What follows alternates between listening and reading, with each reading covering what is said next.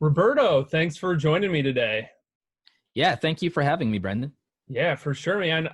So I want to start out with something, just a random question, I guess, kind of. I don't like to admit this, right? I'm supposed to be a creator, which means I'm not supposed to consume a lot. But lately, have to admit, between you and I and the tens of listeners that we have here, I've been consuming a lot of YouTube lately. Like, it's bad.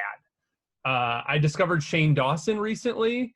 Oh, That was a whole other thing because he creates those series where every episode is a that's a freaking rabbit hole. hour. That's a Oh my rabbit god. hole. That's gonna you're never getting that time back. No, like I didn't know I cared about Logan Paul. I didn't even really know who that was, or Jake Yeah. Paul. Like I had no clue, but now I care. Also, Yeah. really care about Jeffree Star, and had no idea that that would ever enter my life. And it was just like it Shane was has this uncanny ability to get you invested in something that you up until that point didn't give a crap about. Like he has this it's a I would consider it a top tier skill. Like and I think that's what being a good storyteller is getting someone emotionally invested in something absurd. I think is probably the most powerful way I can describe storytelling. 100. That's actually a fantastic definition. So Isn't I that a not great to soundbite? That's a great soundbite for me. nailed it, nailed it. Well, that's all the quote cards. Um, so how much? I'm not trying to put you on the spot, but like, do you get to consume any YouTube? Like, how much? How is like, what's your like user behavior around YouTube? My user behavior is that I consume a lot of YouTube passively, meaning I'm more likely listening to it while I work than Mm. actually watching video unless something demands visual attention. But that would still, for me, I watched less entertainment YouTube. I watched a lot of entertainment YouTube back in the day. That's actually what got me kind of into it. I grew up in the era of like I'm 35, so YouTube came out when I Same. was an adult.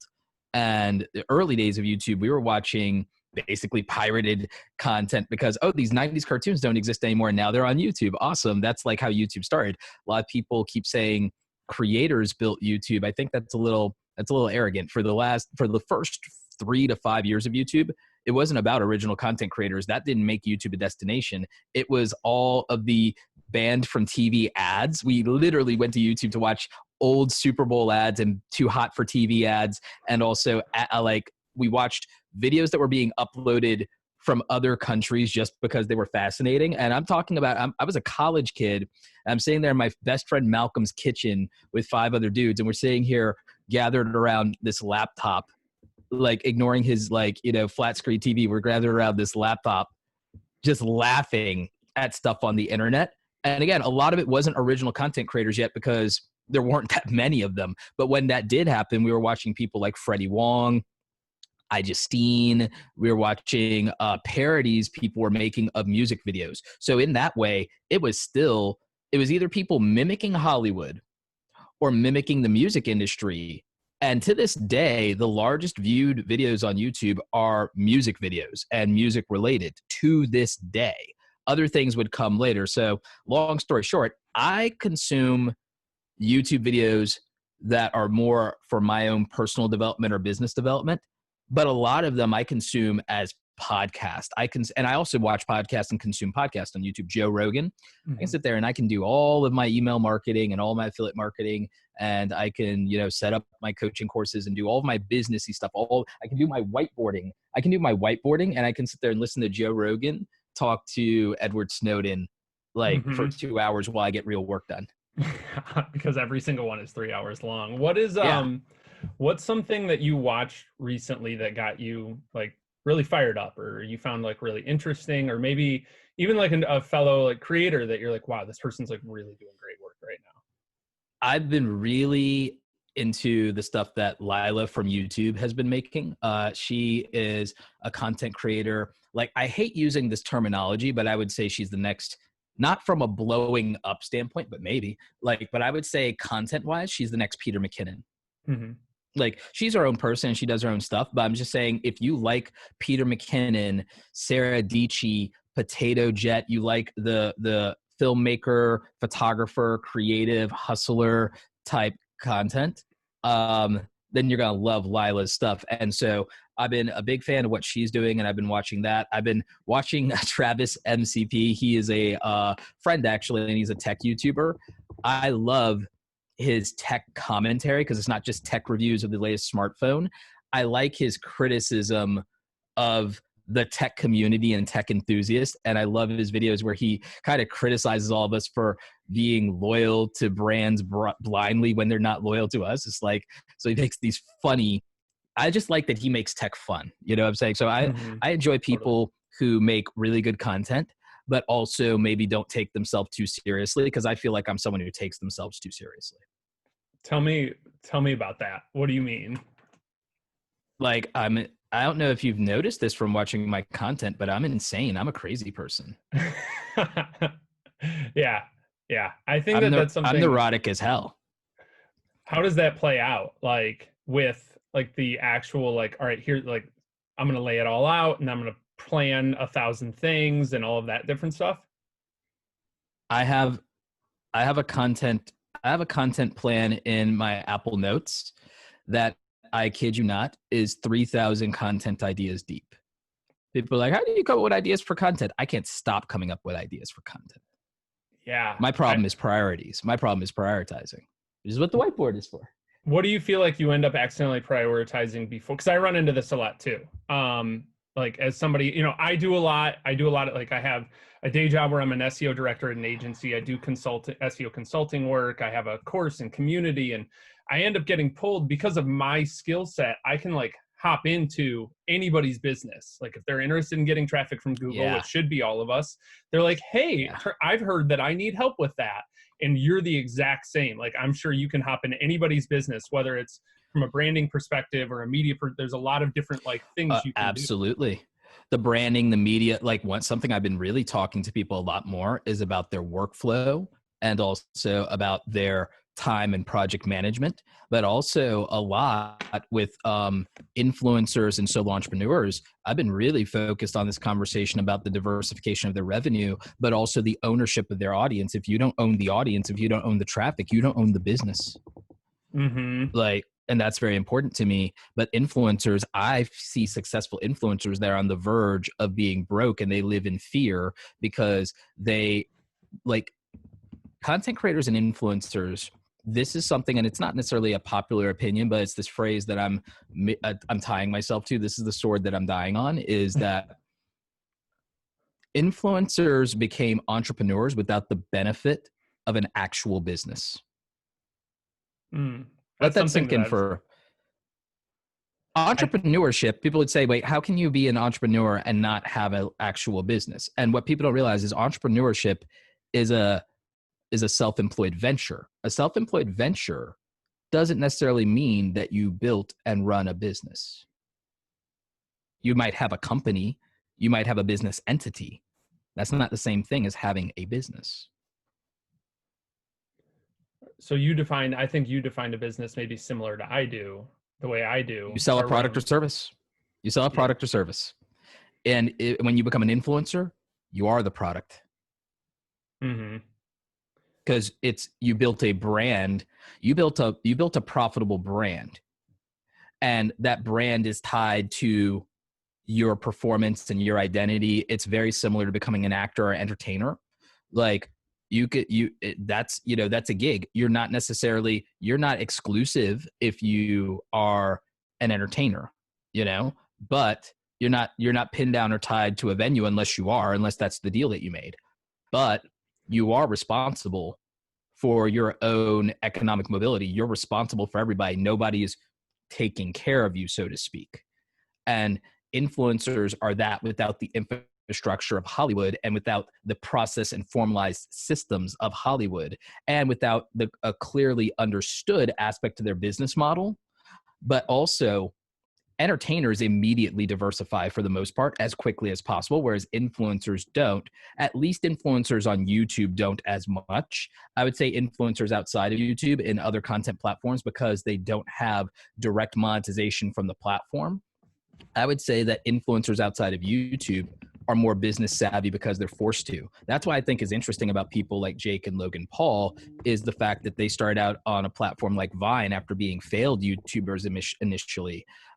They later came back as conquerors to YouTube and the platform, the algorithm, having cut their teeth on Vine and built their marketing chops, their ability to build an audience, but they were also forced to hustle for brand deals because there was not direct ad payout from Vine.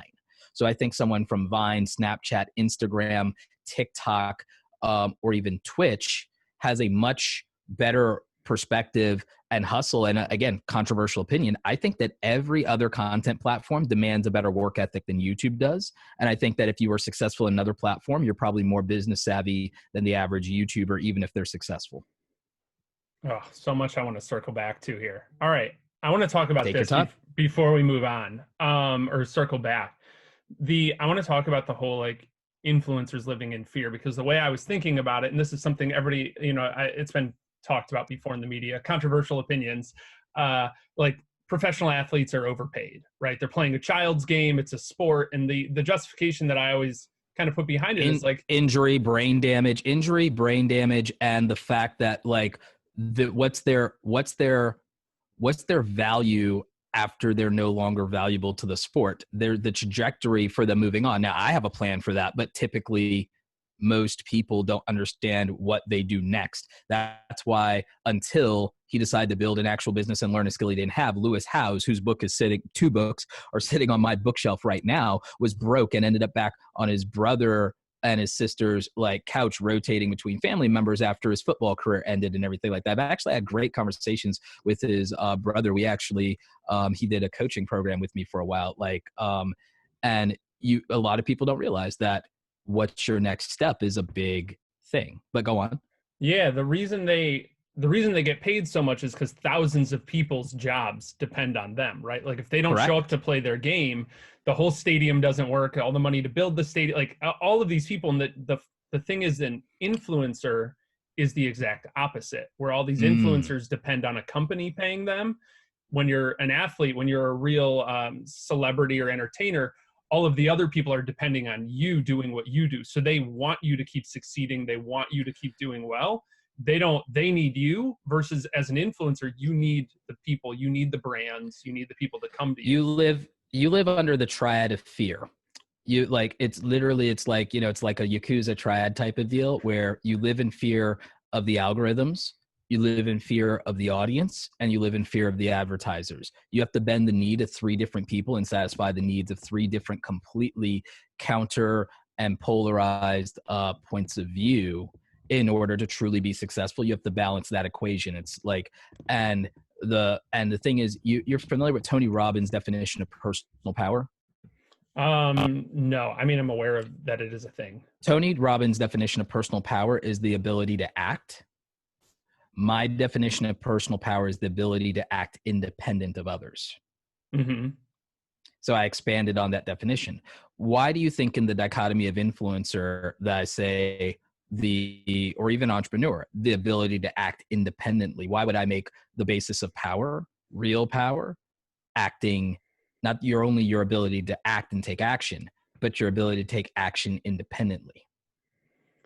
I mean, I think if I were to kind of take a guess, is just that, like we talked about with, especially in the sphere of influencers and especially in YouTube and social media and stuff, they're constantly serving other people, and you get into a really weird, that's why like mental health with like influencers and social media is such a big issue, because they're never actually, they're so afraid to just do what they want to do, because like serving yourself and making the thing that you want to make might not make all of those other people happy, and they're afraid of losing whatever it is they built, like their lifestyle, their followers, whatever fake thing is. Let's use a very practical contrast between a person who runs a company and runs a business, and then a influencer.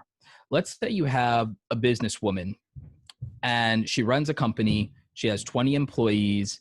Yes, she's known in her like town, but like they have business outside of the town. They have business, like they have clients nationwide, right? If she has a scandal within her personal life or her family, what's her exposure and risk on that business? Because the value is tied to what the service and the company provides. Right. Her personal brand isn't that much of a liability to the actual business and the people in her employ, right? As long as she did nothing criminal. Correct. As long as she did nothing criminal, nothing that breaks the law, there's minimal fallout if she has a divorce or, or her husband cheated on her or vice versa or anything like that. None of that is going to be so sensationalized beyond like people staring at her in the mall or the grocery store to the point of actually impacting her business and livelihood, correct? Correct. Now, if you're an influencer and you're in a relationship, and let's say you're a guy in this situation, or a girl, like, and you cheat on your significant other, and then that person has been on your content in the Instagram photos with you then this literally can directly impact your bottom line. This directly could make you have your fan base turn on you, and you haven't changed the value that you provide. You haven't changed the thing that they consume.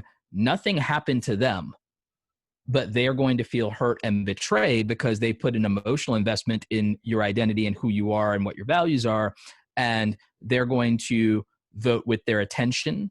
The little bit that they might spend with their wallet in terms of merchandise or donations or things of that nature, all that goes away. And when their attention goes away, so does the advertising, so does the brand, and the algorithm also is reactive to the audience.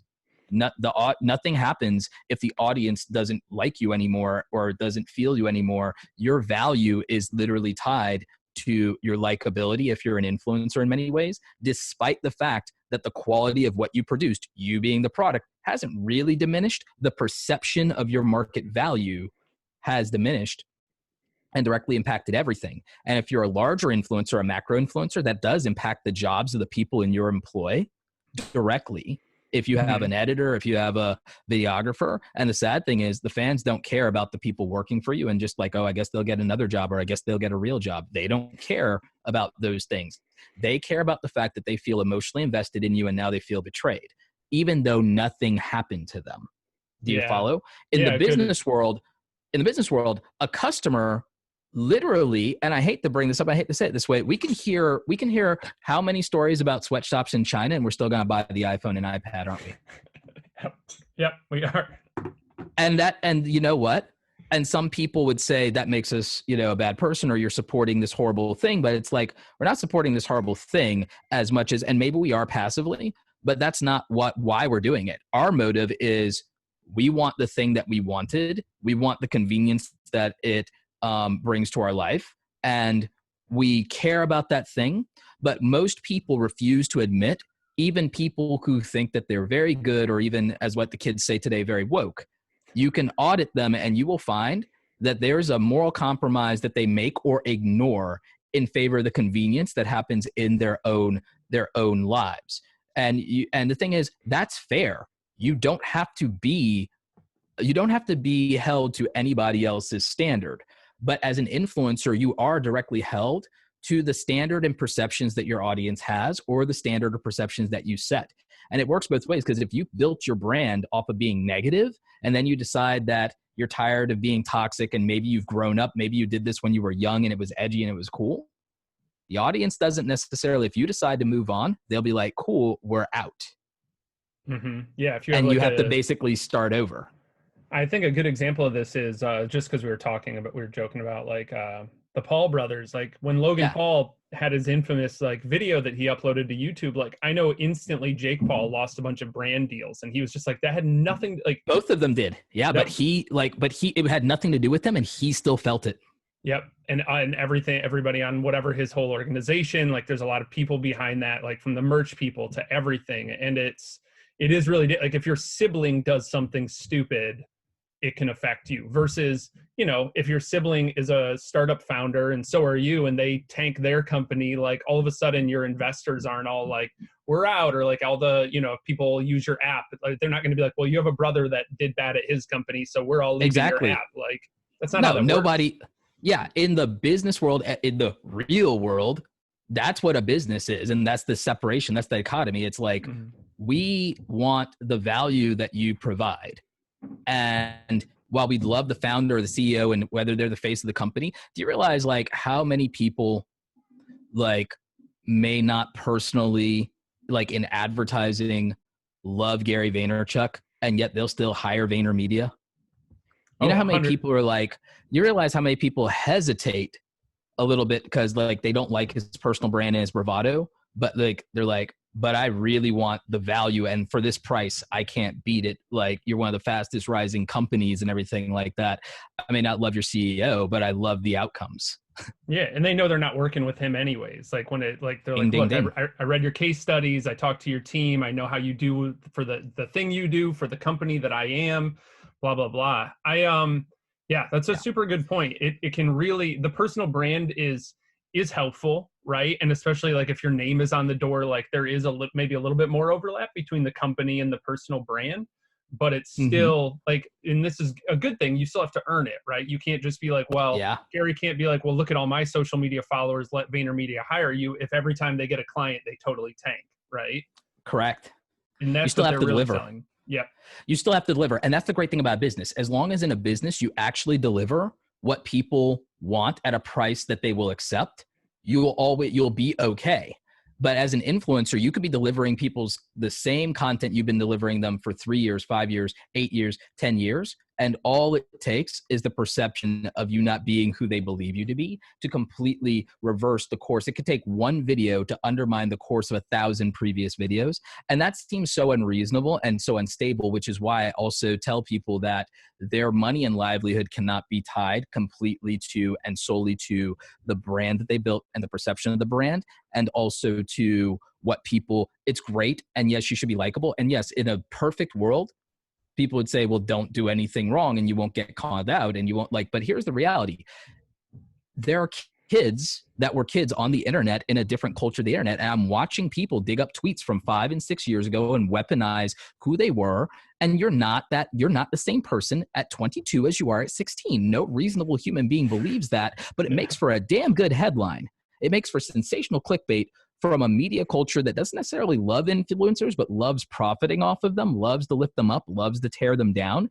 And frankly, I think that every one of the mainstream, this is a different tangent, every one of these mainstream media companies in the beginning of their articles, if they talk about an influencer or they talk about a social media platform, I think that the FTC should require every mainstream media outlet to disclose in the beginning of their broadcast, if they're talking about a social media platform, or if they're doing an article on it, the FTC should require them to disclose that this platform directly competes with us for advertiser revenue.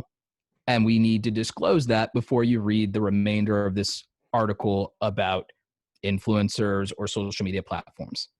Mm-hmm. Yeah. If you are literally a competitor to somebody, and then you're a broadcast platform and you are covering a direct competitor to your business, people should remember that at the forefront of their mind and not be required to think of it for themselves, which should be obvious. But like, you should be required to disclose that, hey, I'm using my platform right now to possibly undermine someone who directly competes with me in the market for your dollars.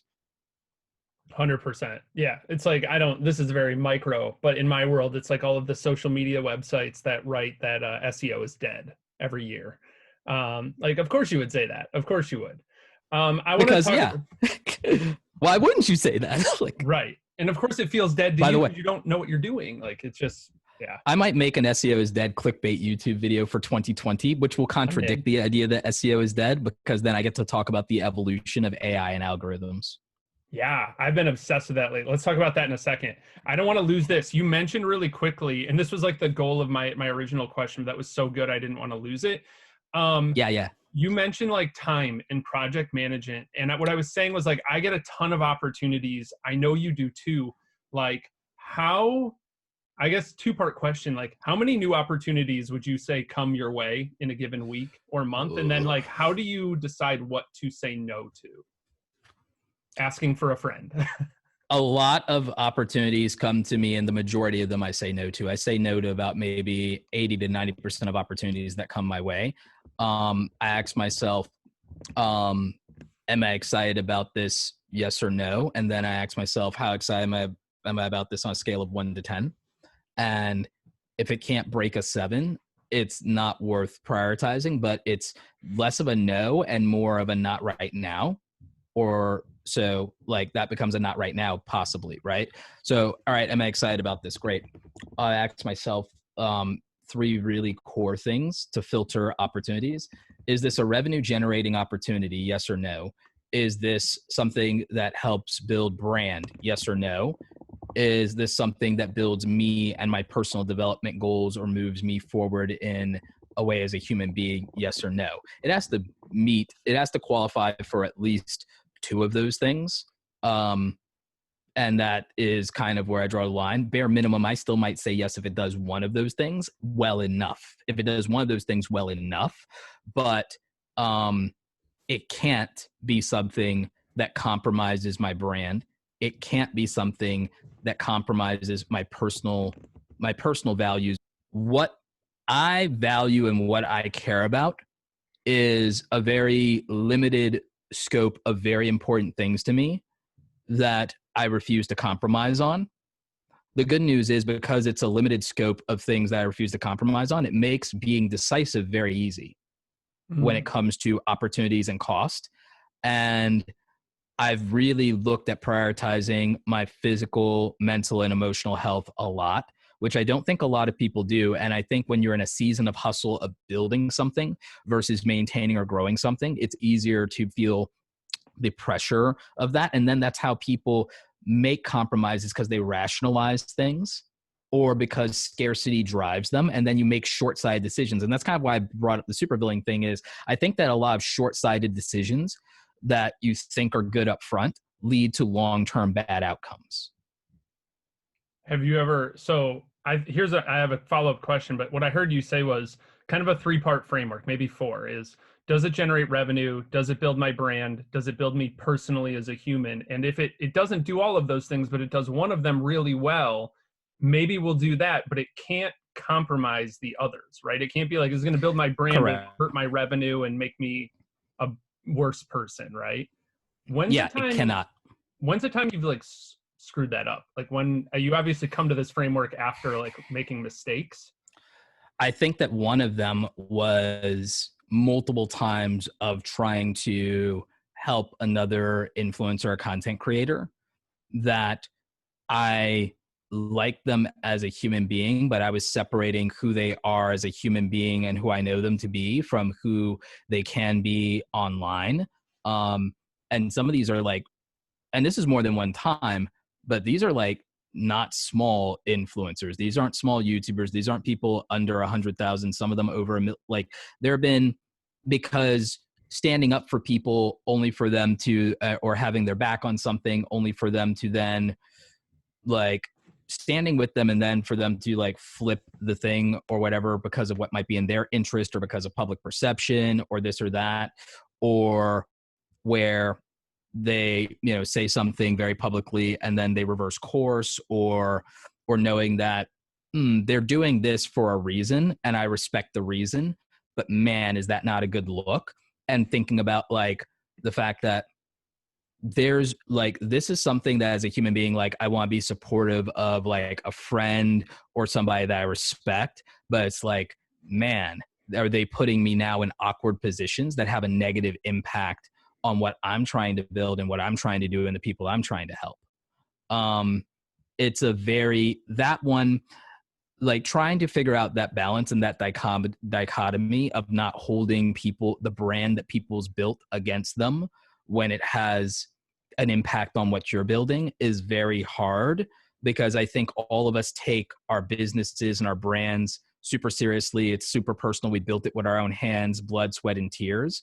And it sucks when you find yourself in a position where your friends or contemporaries are putting you in an awkward situation by supporting them. And you're now put in a position where it's like, how public can I be about siding with you? And can I trust you not to flip flop when your own best interests are on the line, and then try to, you know, apologize or make it up or clarify on the back end? And then where does that leave us? Because like, I might trust you as a person or like you as a person, but now I can't be connected to or invest in your brand because I can't predict what you might do, because obviously you're going to do what's in your best interest and you may have put yourself in a compromised position. If you're leveraged, so I know this is long-winded. I'm just like, it's hard. No, this is fire. It's hard. Great.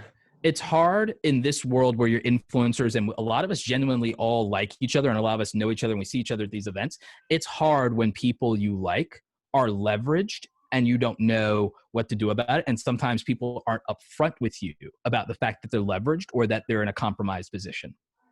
What is that for? I think I understand what you're saying, but what do you mean by they're like leveraged? Like somebody they're actually There might be a lot of ways. There might be a lot of ways people can be leveraged. It could be that they've created a perception that doesn't match a reality. And in influencer world that like when that comes to light, it usually doesn't end well. Mm-hmm. Or usually creates a rough patch when people are incongruent. Because the thing is, I don't think it's inauthentic, but there's this parasocial relationship where people have this full-on expectation that people in the curated part of their life, that's exactly who they should be when cameras aren't rolling. And that's really unreasonable, considering that I doubt that most people are the same as they are at work as they are in their own house. Like, of course. And when people are on camera, they are at work.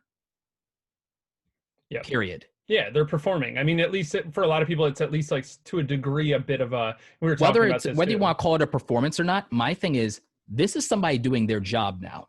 Yeah. Who you are when you're doing your job may not be 100% who you are when you're at the sports game or when you're at home or when you're wherever. You're not always on unless you're Gary Vee. Like you're not always on. And the expectation is because people have, by their own free will, put that emotional investment in you. There's the expectation that you're always on or always that. That's why I didn't create a persona, but I feel bad for YouTubers who are entertainers, because the bigger problem with this is YouTubers who are entertainers or YouTubers who are vloggers, and YouTubers who have a young audience, because now the perception is this is the reality of who you are.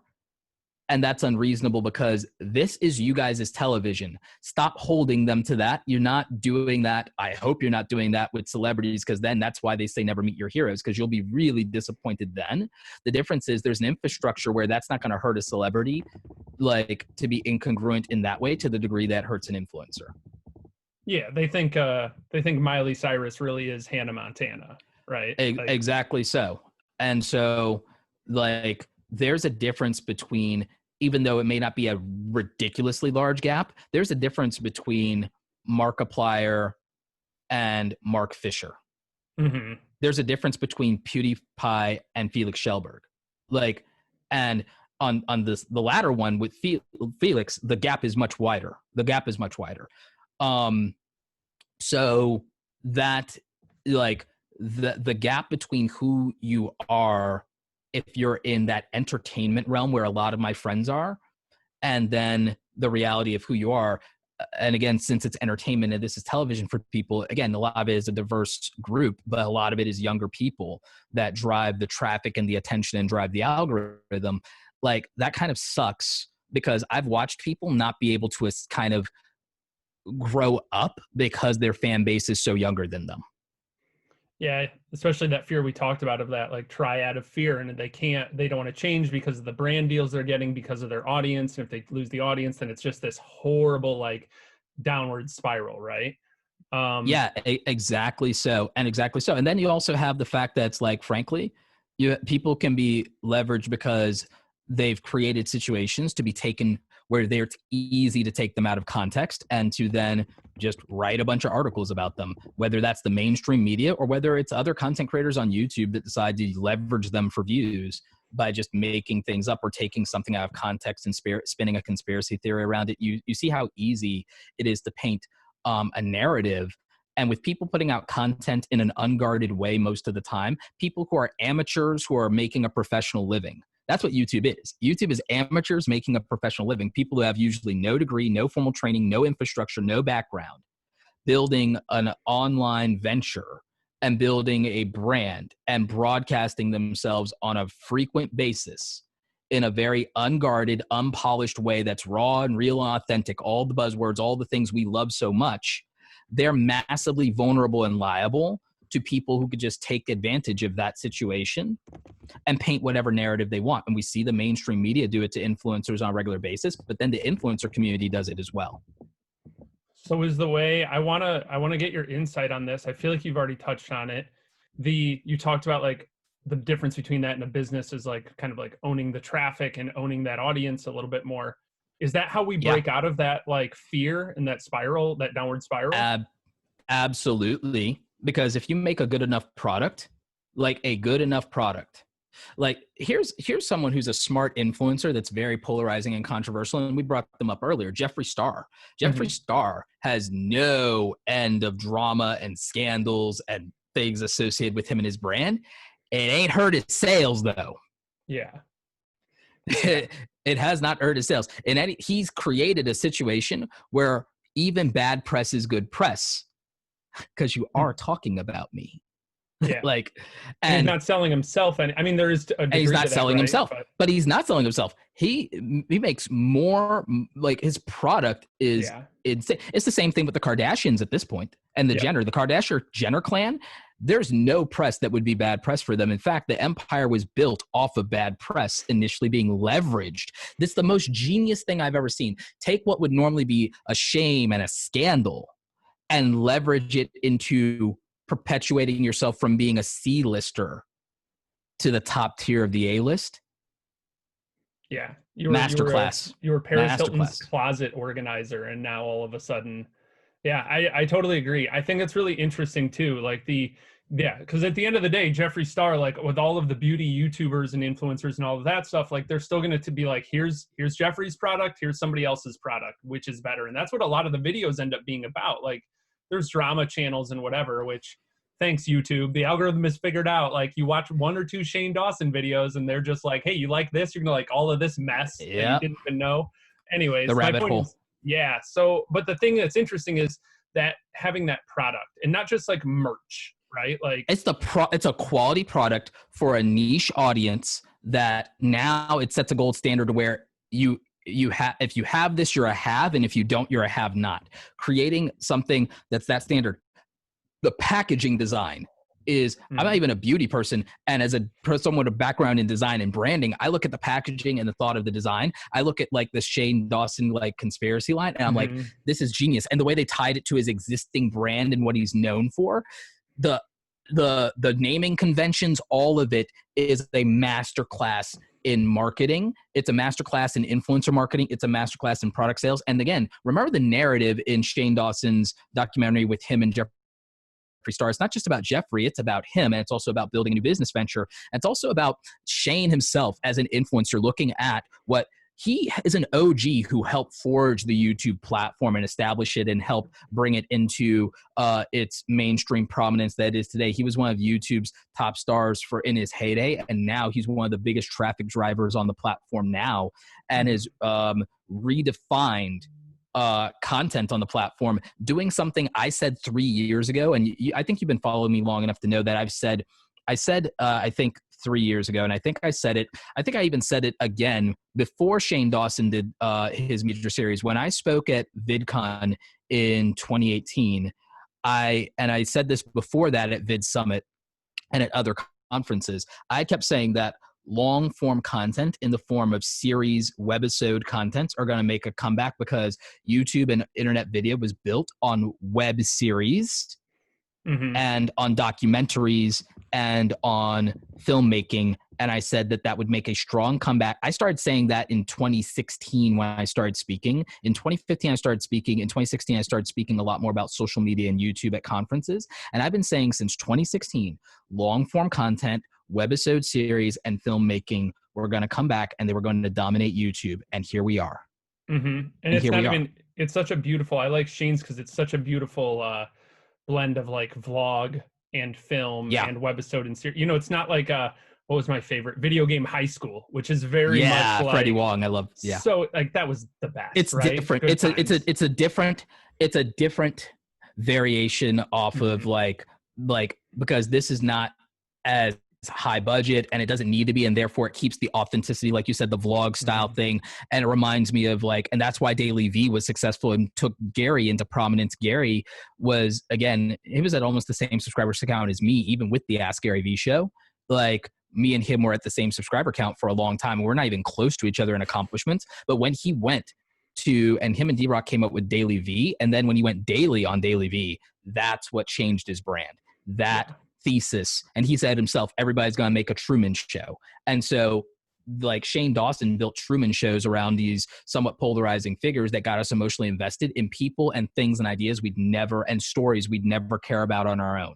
And that's the genius of a great storyteller. What I like about this whole brand thing that happened with the makeup line is they teased this the first time he did a doc with Jeffrey, and that started that business relationship.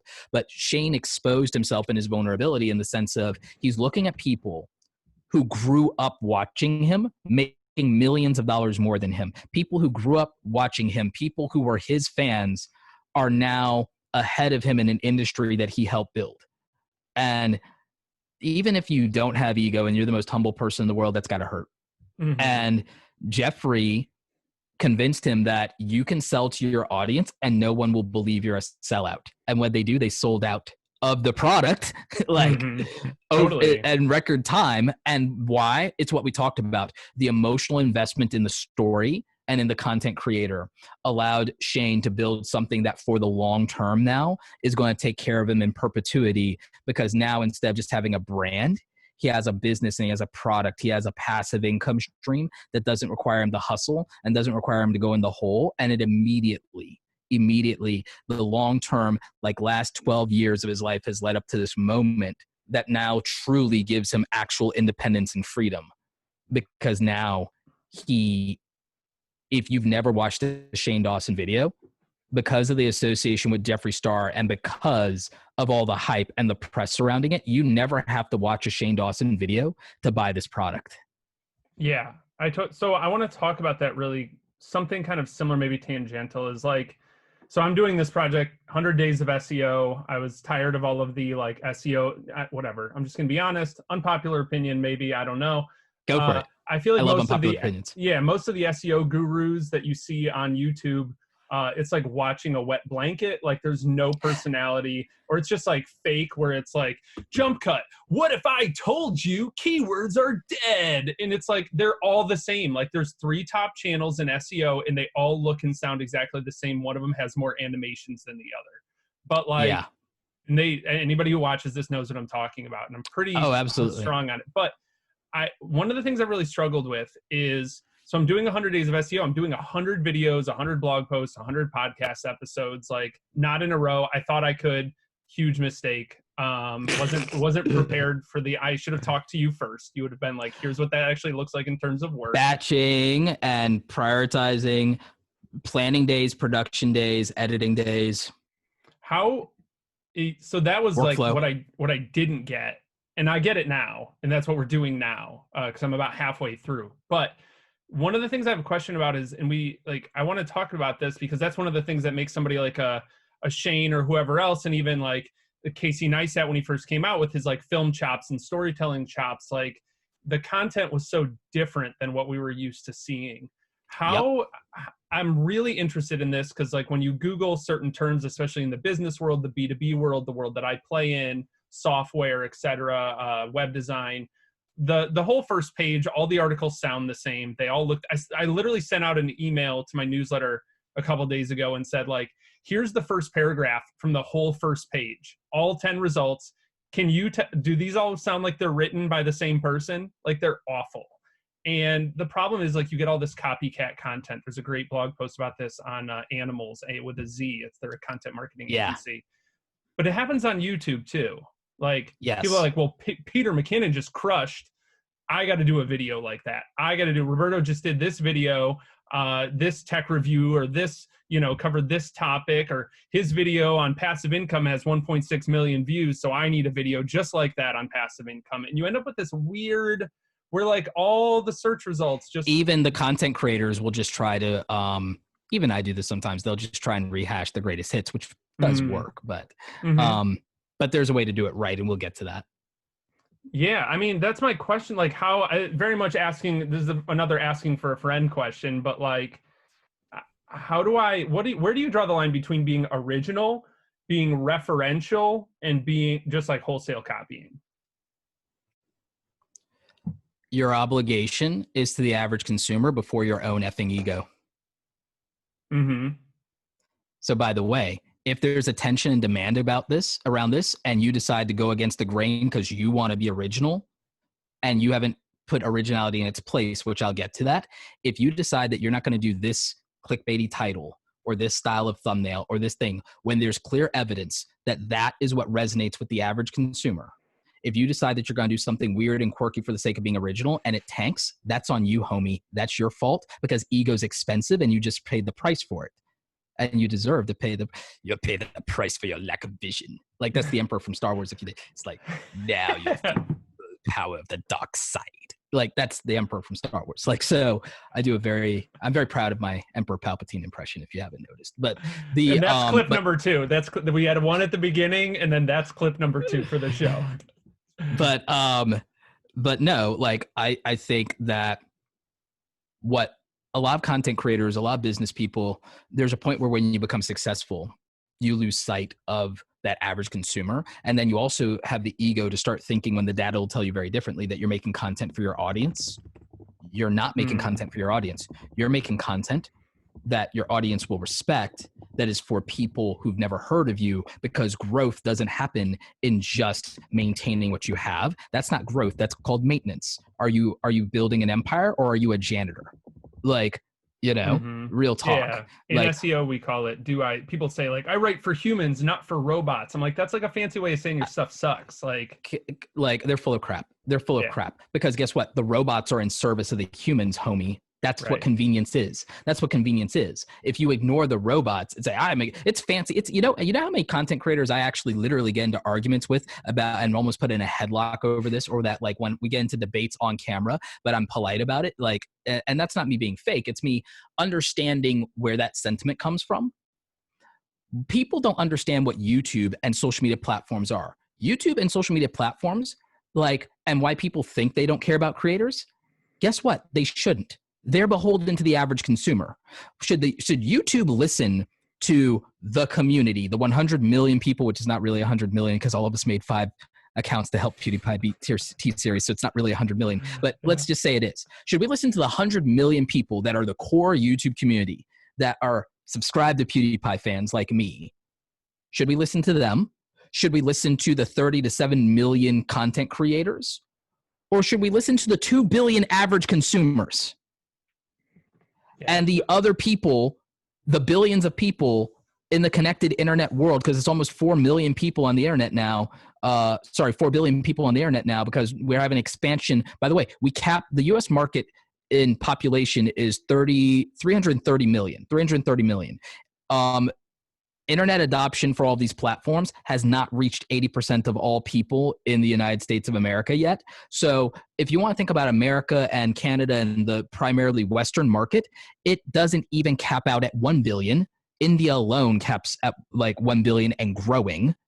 Like, if you want to think, if you're a real business person, if you're trying to build the biggest brand of all time, if you're trying to build a platform that services all of humanity, do you care about the core audience of the dedicated community, the culture, so to speak, quote unquote, the culture, do it for the culture, the content creators, which are in the tens of millions? Or are you looking at the billions of people globally and what their wants, needs, and desires are?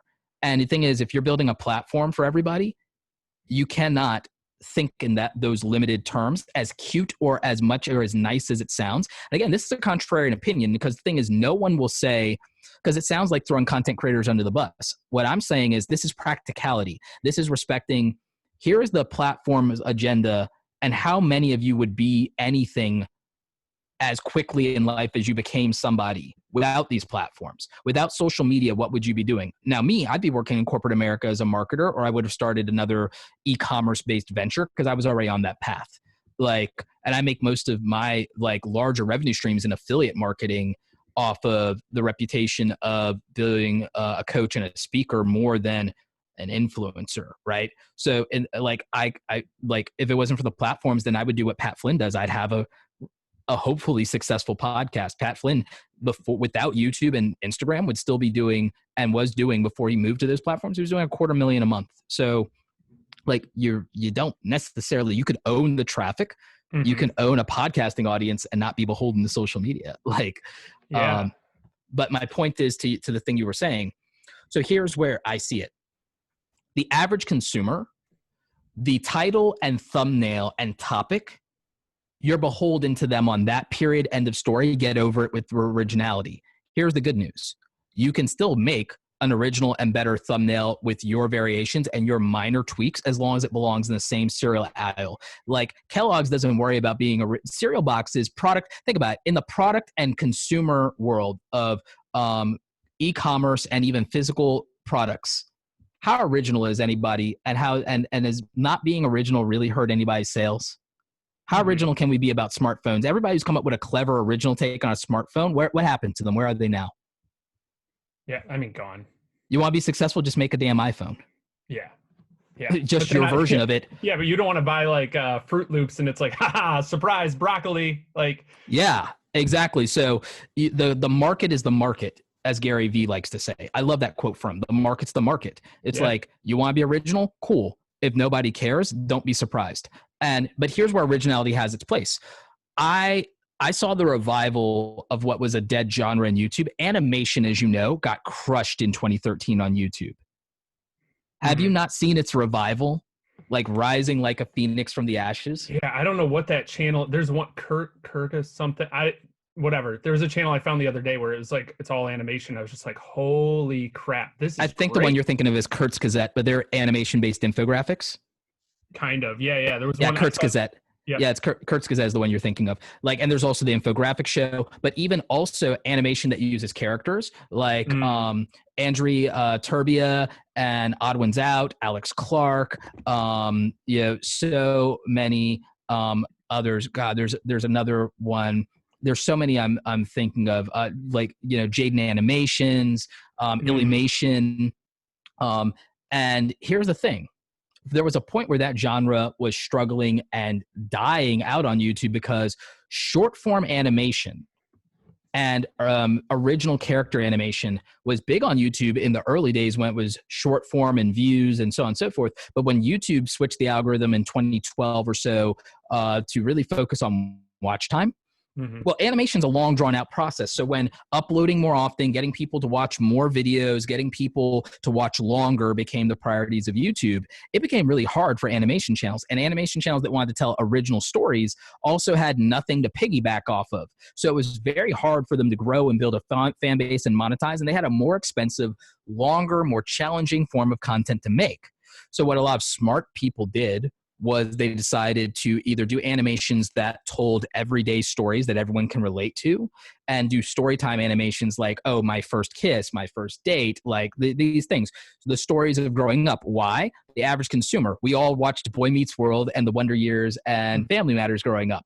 Slice of life. Slice of life is one of the biggest genres in anime and manga today. In terms of bestsellers. So without realizing, a lot of content creators intuitively did what I would do strategically. They tied themselves to a consumer behavior that does millions of units a month, which is, oh, you know what? Millions of people watch sitcoms. Like tens of millions of people have watched sitcoms. Tens of millions of people buy and purchase slice of life content in some way, shape, or form. And they relate to stories. Oh, vloggers are doing this. What if I kind of vlogged, but it was an animation instead of a video? And what if I did story times, the story time genre of YouTube of people talking about stuff in their past? Well, that was working. So animators started combining story time and vlogging with animation. And some of them decided to combine in the way that they saw, well, when people talk about big YouTubers and they do commentary or drama, they get a lot of views. What if I just animated whatever news topic or thing is happening in the YouTube community or the influencer culture or the YouTube culture? And now you had the attention based on the topic and the interest of everyday average people who've never heard of you. Because again, no one's going to care about your original character animation, but they do care about this person. They care about Shane Dawson. They care about Jeffree Star. They care about PewDiePie. They care about, all these influencers or celebrities or whatever, or they care about a story that they can relate to. That's like, everybody experiences this. Everybody goes through a breakup, or everybody has that one teacher they're afraid of, or, oh, this is what it's like growing up in this context or in this part of the world or whatever. That's something interesting enough to where I don't have to know you and be emotionally invested in you to click on that video. It's the same thing with being a product reviewer. It's the same thing with talking about business or software concepts. how can you get me to see the value in this without being emotionally invested in you as a person? That's how the average consumer behavior works. So we have to care about what we stand to get out of this, and that has to be abundantly clear. How much room does that leave for originality? I think, yeah. I mean, and I think the other, if I can like, to answer your question maybe indirectly, like I think when we look at watch time and stuff like that, like we can say we're being original and this is great, but when you look at the watch time chart and you're down to like 20% of people within the first 9 seconds, it's like maybe. So maybe you're I not. didn't need to. Yeah, so you're not being effective, or you're not making clear expectations. If you give the average consumer what they want in the title and in the thumbnail and in the topic, that's what I call you lead with value. Mm-hmm. Not what's valuable to you, not what makes you feel the best. If you can compromise as little as possible, obviously. But it's like my like 2-minute intros of myself and who I am and why I'm qualified to talk about this topic. It's like the best SEO videos right now are Ryan Stewart being like, hey, you're not here to listen to me talk about myself. Let's get into it. Like, that's literally how he intros his video. Because guess what? That leads with value. It's like, let's talk about what you need, not what I need, and everything 100%. Like that. And it's, again, they'll worry about your qualifications if they disagree with what you're saying. Mm-hmm. That's a trick that nobody realizes. And it's not really a trick. It's more of a hack, or it's more of a realignment in mindset. I don't love the word trick, but I use it just because it's clever. But like, because I feel it's clever because it's like, if you tweak this one thing, everything changes, which means if you get right to, you don't know me, you don't care, let's get into the video. Yep, 100%. You know how refreshing that is like, you're right. Thank you. Just, I came here to hook up my Google Analytics to Google Tag Manager. Like, I don't need to know that you have 20 years of SEO experience. Like, you can tell me that on the back end. That's in the description. That's in the description. And guess what? That's for skeptics if they disagree with you. And guess what? If they disagree with you, or they're skeptical, or they're like, who are you, or what qualifies you? It's like, then don't buy from me. Move on. I'm not interested in you. I'm not interesting. No, I'm not going to defend my record to you. You can Google me. It's like, I have no interest in defending my record to you. I have no interest in proving anything to you. You either watch the content, you agree with what I said, you've tested it for yourself, you've gotten results, or you're planning to, or you don't. Move on. You're either going to buy from me or not. Content's free. Don't complain. You're wasting time. Guess what? If you're going to waste time going back and forth with me and need my credentials and you need to do all of that, you're not working on your business, which means you're going to fail. Sorry. Bye. Move on. Nope. I won't even take your money. You know why? Because you're too much of a problem. I don't have time. I can't deal with insecure people. I don't sell to insecure people. I don't sell to skeptics. I don't sell to insecure people. I don't sell to anyone who has more time to debate than to work. That's my harsh, ruthless, utilitarian ethos about how to do business. Is I will turn down people's money that are inconvenient to work with, because every minute I spend trying to make you less insecure, I'm not doubling down on helping somebody that like is ready to do the work. Yeah, I mean, it's the adage of I don't know if this is actually true, but the old, like, the thing you hear a lot is like the Coast Guard, like if they come up on a shipwreck, they save the people that are swimming towards them first. You have to save the people that are swimming towards you. I guess kind of one final question to wrap things up. I do have to go slightly in on that, because I have to give you real value. I have to give the audience real value. Yeah. Meet the audience halfway in the topic, the title, the thumbnail, and the timing, because that's how you respect them. Because uploading a video, which I do regularly, is a bad example just because of reasons. And also I like to test things. Uploading a video when you know that 60% of your potential audience is asleep because you just wanted to get it out, is don't complain about the results, which when I do a video like that, I know it's going to tank, but I'm like, I'll make it up in the search engines, right? Mm-hmm. Like, the algorithm's not going to be able to do a lot for me, because Roberto, 60% of the people that we know love your content are asleep. What the hell are you doing? Upload at the right time, right? Topic, Roberto, majority of your audience has a specific need or problem. You did this one-off thing because either you want to build or reach a new audience, or you did it for you. Okay, cool. Don't complain about the views, Roberto, because we're only distributing your content to people likely to watch it. And most of your audience, or most of the people we've already prospected on your content before, may not care about this. So if you're building a new audience, Roberto, take your lumps. Like, that's where you take ego out of the equation. You have to meet the audience halfway. Where you get to be original is in how you deliver for them. Once you've set expectations and met them halfway, how you deliver for them can be refreshing and a different take, and the thing that they haven't seen before. And that's what you do to make yourself stand out and make yourself a destination. If you want to differentiate yourself in the market, come up with a very unique value proposition for making your channel a destination, making your platform a destination, making your website a destination. What am I coming here for that I don't get out anywhere else? Not that I can't get, but that I don't get anywhere else. What is the value add? What is the differentiator? And what is it that's so refreshing or so interesting or so original, or like, oh, I can, like, how did you find an additional way to respect the audience is something I think of. Jumping into content immediately is another way of respecting the audience. Putting up notes and that they can screenshot is another way to respect the audience if you're doing informational based content. Having the best audio quality is a way to respect the audience.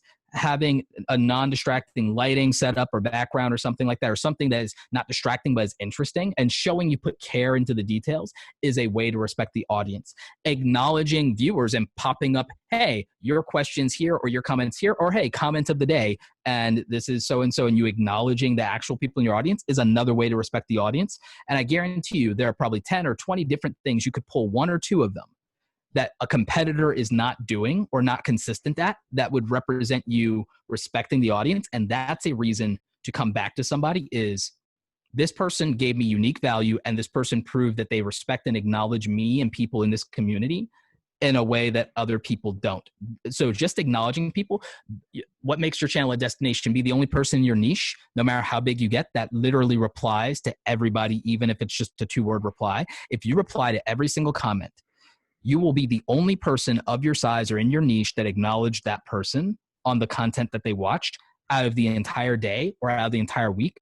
And now you've built loyalty habits. If you're not building loyalty habits and you aren't going out of your way for your consumer, your customer, your viewer, your listener, don't expect that loyalty. Don't whine about it. Don't cry to me about it. Don't complain. Like, if you haven't built habits that show there's a reason to give you that loyalty, don't complain. Mm-hmm. So like that's where originality comes in. That's where creativity comes in. People want to do clever titles and clever thumbnails or even clever video aesthetics and gimbals, and you don't need any of that. All you have to do is be clever in the fact that you show people that you care, you show people that you respect them, you show them that you're putting them first and that you're putting value first, and you prove your results in a way that is meaningful to the people who are ready for them, or you prove your abilities. If you're an entertainer, you prove your abilities, whatever that is. And so that's where it looks like. And then, you optimize the crap for the robots, because the robot's job is to find people who would care about this. And it needs all the contextual information to do that. When you decide to be cute and put gibberish in your damn description to be clever, or you decide to put a meme in your description for your audience and everything like that, you're a jackass, because you've now just confused a Harry Potter sorting hat. So don't cry to me that you ended up in House Slytherin. You just confused the damn sorting hat. Don't complain to me. Done. For real. That's the best analogy. You confuse the sorting hat and now you're in Slytherin, and now it's your bed. Now you lay in it and go sleep in the dungeon. Yeah. Sorry, homie. So last question, I'm really excited about this because you were talking earlier about like what you're working on, and like you have these 3,000 ideas, stuff like it's weird to ask somebody a question in third person, but like, where is Roberto Blake going in 2020? Like, what do you have coming up? Aggressive content strategy, and going back to my roots, And by that, I mean, you might've noticed that I really tuned up my visual branding, my thumbnails. I'm reminding everybody, I'm coming for blood and reminding everybody, this is where it is my ego. I'm reminding everybody that I was a damn good graphic designer back in the day. I had work in magazines and billboards for a reason. And I wasn't nearly as good then as I have gone to polish those skills. But I'll be very real. There was a period where, because I was really good at SEO and did have that loyal audience and had figured out aspects of the algorithms, that I was being very lazy and formulaic about a lot of my thumbnails for my videos. I was being lazy and formulaic, and it wasn't not working, but it doesn't represent my abilities as that thing that I honed my skills in for well over a decade and that I made a living at, and was very, I take pride in my abilities and my creative and my photography and design skills. And so I decided in every aspect of my brand to remind everybody that I'm a damn good photographer and I'm a damn good designer. And that's going to be reflected in my brand, in the quality of everything I do, from a free PDF book to an email in my newsletter to a thumbnail on my YouTube channel to a post on Instagram. I will not let you forget that before you knew who I was, I had a high level marketable skill. And if the internet went away, I would still have that skill set. Like, cause that's a message that's not supposed to be just about my ego, but it's supposed to remind all of you that your ability to act independently, your personal power, like something no one can take away from me, is the skills that I earned over the course of years of educating myself and practicing those abilities. You know what I'm saying? So I'm coming very high on my brand standards.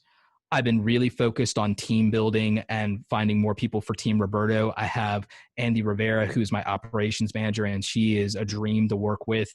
And she herself is an entrepreneur. She's more in the personal development side, which is perfect because it's a very important thing to me, and it's a balance within my brand. So I love that she also has that dynamic, and she's been helping with my coaching business and with our membership group and really making sure members feel supported and taken care of. And now they have both masculine and feminine energy. So if there's something I can't relate to them on, there's a balance there. And then it's also another pair of ears and eyes. So like we have a lot more accountability, and we're getting all my systems refined. So that's been helping with the productivity.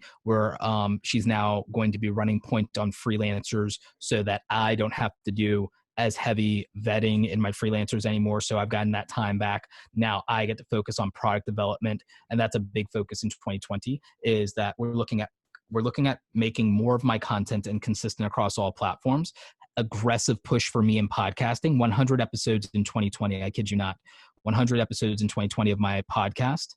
We're looking at getting me in a cycle of doing interviews like this once a week on other people's programs, especially smaller programs. We really want to boost them.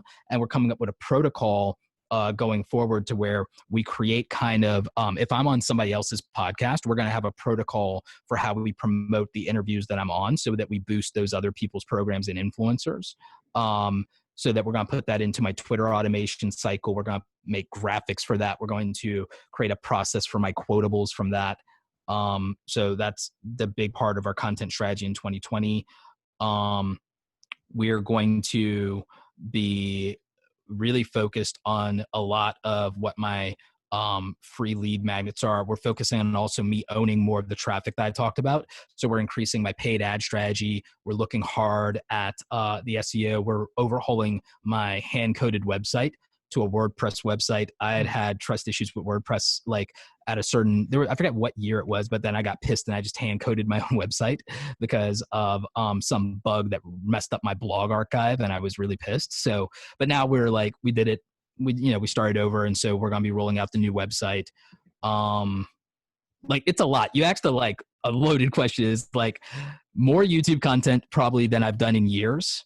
We're gonna be very aggressive there. Two new YouTube channels for me because we're expanding my brand presence and we're playing to the algorithm, and we're also letting me have fun with different formats. Because now we're doing a gear channel that's all about the camera gear and all about all my gadgets. Like I own so many things. We're just gonna have a channel just for me to do product reviews, which will be great because I have great relationships with all these brands. I can cross promote on the two channels. I really want to pull the audience that I did build in the early days around some of the gadgets and tech. I want to pull them over to this new channel so I can deliver for them, because I haven't been doing product reviews. I've been focused on business people, but I still know that you need all these gadgets to do the work. Try as I might, the variety aspect of YouTube doesn't work anymore. So I can't get people to see the dichotomy of you want to build a business, but you also need the tools, the physical tools of building a business. You want to be an influencer, you also need the physical. I have not been able to get people who watch content on growing an audience to also watch content on buying the physical resources for their infrastructure and building their home office. I just have not been able to get people to connect the dots on that. So instead of trying to force that, we're just going to give it its own voice and its own platform. So we're doing that YouTube channel. We've done some more stuff for some of my IRL meetups so that we can show the human side of me, with me having conversations with people, not interviews, conversations, similar to like Gary Vee. And we're also on that same channel doing me reacting to articles and things in the press about influencer marketing so that then I can do commentary on the industry and the culture of influencer and give my thoughts and also speak up from the different perspectives that I have. And then I can pull traffic basically from the original source. So we're being very strategic about the content itself and building actual funnels for traffic for my YouTube channels and my social media, which people don't realize that you can actually build a funnel, not for the product sale stuff, but there's actually a traffic funnel strategy for content itself. And then you can make a choice in the opt-in value offer kind of model to make the value proposition of the content itself kind of the offer, the substance of that, the value, and then the opt-in, and then the substance of that is the value. And then the offer can either be more content, or if this content you were trying to facilitate a problem, well, here's an offer that helps with also facilitating solving that problem. So you see, there's a business dynamic and layer to, we're going to go very heavy and aggressive with content. We're using team building and automations and resources to free me up to handle and make and manage the content, because we decided that the things that I'm best at is building and developing products, building amazing content, which is also basically the same thing. And I'm great at brand building and design, and I love it. And I have a passion for the branding aspects of these things. So anything related to the branding and the building of the actual content and products, we're putting all of that on me. And we know that I also love the taking ownership of the communication directly with my audience. So all of the communications, every reply, every email, it's from me. It's not from my people. So these are Roberto's responsibilities. All the little intermediate grunt work, BS tasks that go into that, we're taking everything that isn't building brand, building the business, or communicating with the audience. We're taking all of that off of my plate, anything that's not those three core things. And you notice that goes back to what I said earlier. Is it building the revenue? That's what building the products and developing that and even doing the content is. Is it building the brand? That's the content and that's the communication. Is it gratifying to me as a human? We're playing to my strengths. I love talking to my audience. I love making content. And I'm damn good at design, photography, and making videos. So we're letting me do the things I like and nothing else. I can't wait, man. Yeah. So I know it's a long-winded answer, but it's like, I wanted to give context to that because like, that's how you make a 2020 game plan, my friend. You think about what's going to up the revenue, what's going to build the brand, and does it feel good? Yep. And I think you really did just give people a short little, it's not long-winded at all, because that context gives people like, that's what you do. Like, people just you don't have to reinvent the wheel. Like, just watch that again, listen to what you just said again, and then execute on that, figure out how that works for your business and what you're making. Look, we're getting rid of, we're like outsourcing all of my bookkeeping. We got a service for that. We're getting me a new accountant because, you always got to cycle through that until it feels right. I've got my lawyer looking over everything that we're doing and everything like that for an added layer of business accountability. And we're actually going to be partnering on some content because I want to lean heavily into helping people protect their business, protect their brand, protect their reputation. That's going to be a big, I think 2020, we have to have a big and real conversation about reputation management now that everybody's an influencer. If everybody's going to be an influencer, I'm not going to sit here and bash articles. Oh, everybody's an influencer now. I'm like, okay, cool. In a world where that's true, what are the consequences of that, and how do we move forward in a world where that's true? I totally agree. Awesome. Roberto, I really appreciate you coming on. Thanks for hanging out and chatting about everything. Yeah, no, thank you so much for having me. Thank you for putting up with my long-winded diatribes on everything. I tend to ramble. No, man, that was complete. Let me